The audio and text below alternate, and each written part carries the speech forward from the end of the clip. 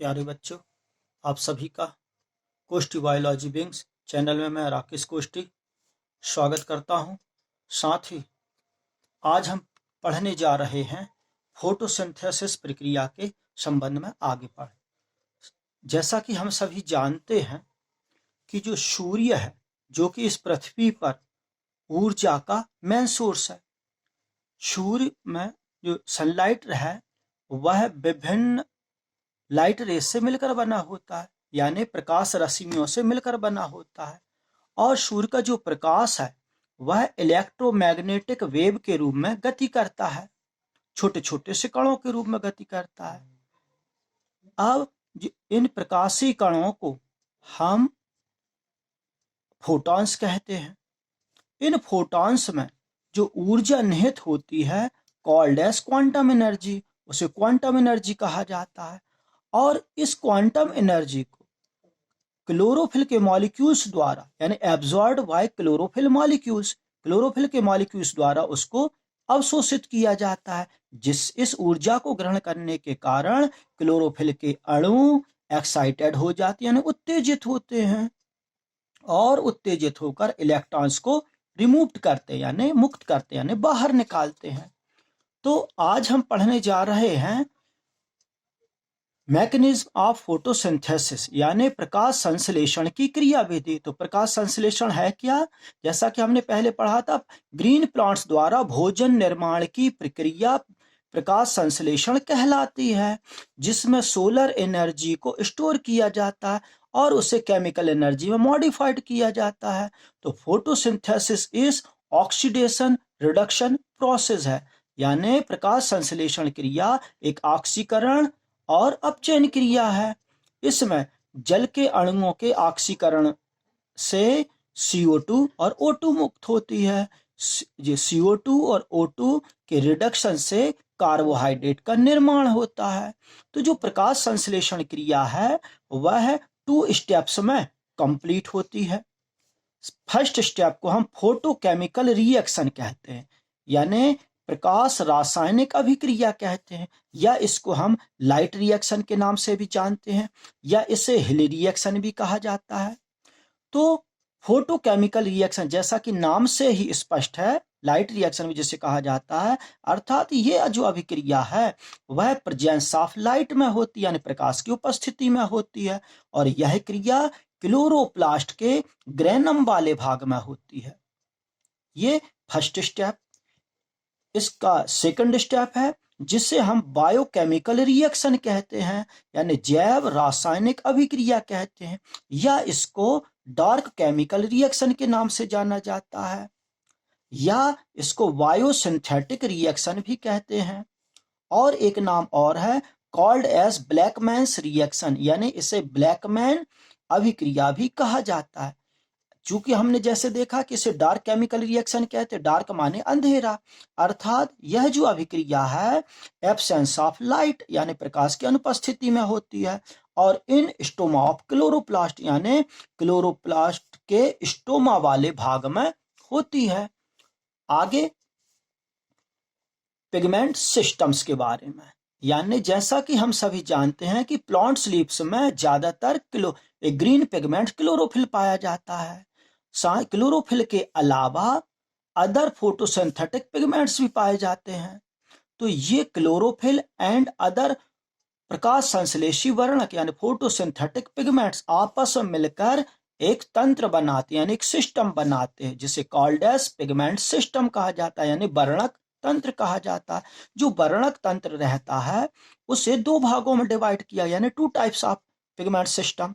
पहला है pigment system first, जिसे शॉर्ट में PS फर्स्ट भी कहा जाता है, या फोटो एक्ट फर्स्ट कहते हैं। इसी तरह से सेकंड पिगमेंट सिस्टम सेकंड, यानी वर्णक तंत्र द्वितीय, इसे शॉर्ट में PS सेकंड कहा जाता है, या फोटो एक्ट सेकंड, यानी प्रकाश कर्म द्वितीय कहा जाता है। अब PS फर्स्ट के अंतर्गत chlorophyll 700, chlorophyll A, chlorophyll B and carotenoids, ये पिगमेंट्स आते हैं। तो क्लोरोफिल के साथ ये अदर पिगमेंट्स मिलने के कारण इसे PS फर्स्ट कहा गया। इसी तरह से PS सेकंड में chlorophyll A, 680, chlorophyll B and phycobilins आदि पिगमेंट्स आते हैं। अब आगे फोटोकेमिकल रिएक्शन यानी पीएस फर्स्ट को हम फोटोकेमिकल रिएक्शन भी कहते हैं, जो प्रेजेंस ऑफ लाइट में होती है।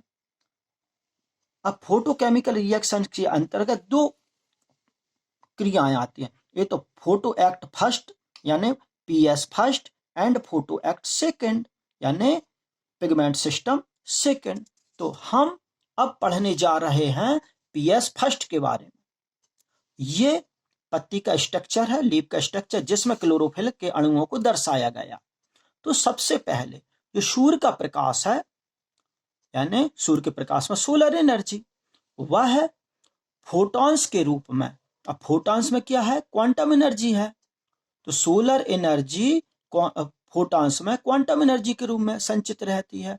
तो जब सूर्य का प्रकाश फोटॉन्स के रूप में पत्ती में उपस्थित क्लोरोफिल के अणुओं द्वारा अवशोषित किया जाता है, तो सबसे पहले क्लोरोफिल 660 यानी जो क्लोरोफिल का जो अणु है वह 660 माइक्रोन म्यू वाली तरंग दैर्घ्य की ऊर्जा को अवशोषित करता है। अवशोषित करने पर ये एक्साइटेड हो जाता है और एक्साइटेड होकर इलेक्ट्रॉन्स को रिमूव करता है, जिससे क्लोरोफिल 660 अणु से ऊर्जा 600 क्लोरोफिल 670 अणु में आती है। इसी तरह से क्लोरोफिल 670 अणु जब एक्साइटेड हो जाता है तो क्लोरोफिल 680 में आता है। इसी क्रम में इलेक्ट्रॉन्स आगे की ओर बढ़ते जाते हैं। तो क्लोरोफिल 660 से क्लोरोफिल 670 में, क्लोरोफिल 670 से 680, 680 से 685 और 685 क्लोरोफिल 690 अणु में इलेक्ट्रॉन्स क्रम से आते हैं और अंत में क्लोरोफिल 700 में आते हैं। तो क्लोरोफिल 700 अणु को छोड़कर शेष अणु एक एंटीना की भांति कार्य करते हैं। अतः जो सारी जो ऊर्जा है वह क्लोरोफिल 700 अणु में निहित हो जाती है, तो जिसके कारण इसका पावर बढ़ जाता है। इसलिए इसे क्लोरोफिल 700 ना कहकर P700 कहा जाता है। ये सारी एनर्जी इस अणु में निहित हो जाती है, जिससे इसका पावर बढ़ जाता है। क्लोरोफिल 700 ना कहकर इसे P700 कहा जाता है। इस तरह से हम एक आरेखित चित्र द्वारा इसे समझते हैं कि जो सूर्य से सोलर एनर्जी उत्सर्जित हुई, सोलर एनर्जी में फोटॉन्स यानी जिन्हें हम लाइट पार्टिकल्स कहते हैं वो पाए जाते हैं। इस फोटॉन्स में निहित क्वांटम ऊर्जा एब्जॉर्ब की जाती है। क्लोरोफिल 660 अणु 660 माइक्रोन म्यू तरंग दैर्घ्य की क्षमता वाले प्रकाश किरण को एब्जॉर्ब करता है, जिससे इसका जो अणु एक्साइटेड होकर ये इलेक्ट्रॉन्स निकालेगा। 600 क्लोरोफिल 660 से क्लोरोफिल 670 में 670 अणु एक्साइटेड हुआ, इलेक्ट्रॉन्स रिमूव किया। 670 से 680 क्लोरोफिल 680 में जाएगा। क्लोरोफिल 680 से इलेक्ट्रॉन 685 में, 685 से इलेक्ट्रॉन 690 क्लोरोफिल 690 अणु में गया और क्लोरोफिल 690 से अंत में क्लोरोफिल 700 में गया, जिसे हमने P700 कहा। ये जो P700 है वह पिगमेंट सिस्टम फर्स्ट का रिएक्शन सेंटर कहलाता है। अब आगे जो P700 अणु है वह सनलाइट के को फोटॉन्स के रूप में एब्जॉर्ब करता है और ये एक्साइड होकर इलेक्ट्रॉन्स को रिमूव करता है। तो सबसे पहले जो इलेक्ट्रॉन्स हैं आयरन सल्फर प्रोटीन कंपाउंड, जो आयरन सल्फर यानी फेरस सल्फाइड जो एक यौगिक रहता है वह प्रोटीन ग्राही यौगिक होता है। ये इलेक्ट्रॉन्स को ग्रहण करने पर ये ऑक्सीडाइज हो जाता है और ऑक्सीडाइज होकर जब ये इलेक्ट्रॉन्स को बाहर निकालता है तो ये रिड्यूस्ड हो जाता है यानी अवकृत हो जाता है। तो जो इलेक्ट्रॉन्स हैं वो FeS से होते हुए फेरिडॉक्सिन एक यौगिक द्वारा जो कि आयरन प्रोटीन कंपाउंड होता है उसके द्वारा ग्रहण किया जाता है।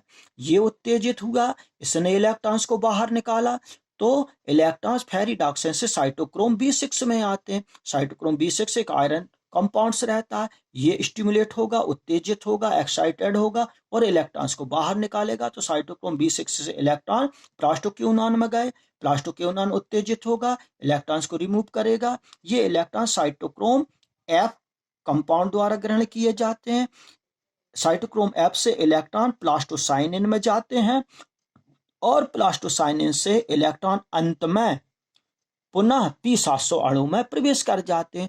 इस तरह से जो इलेक्ट्रॉन P700 यानी क्लोरोफिल 700 अणु से निकले थे वह विभिन्न यौगिकों में परिवर्तित होते हुए विभिन्न यौगिकों को बनाते हुए अंत में पुनः P700 अणु में प्रवेश कर जाते हैं। तो यह क्रिया एक चक्रीय क्रम में होती है, इसलिए इसे साइक्लिक फोटोफॉस्फोराइलेशन कहा जाता है या इसे साइक्लिक इलेक्ट्रॉन ट्रांसपोर्ट कहा जाता और इसके फॉस्फेटीकरण को यानी फॉस्फोराइलेशन को कॉल्ड एज साइक्लिक फोटोफॉस्फोराइलेशन कहते हैं।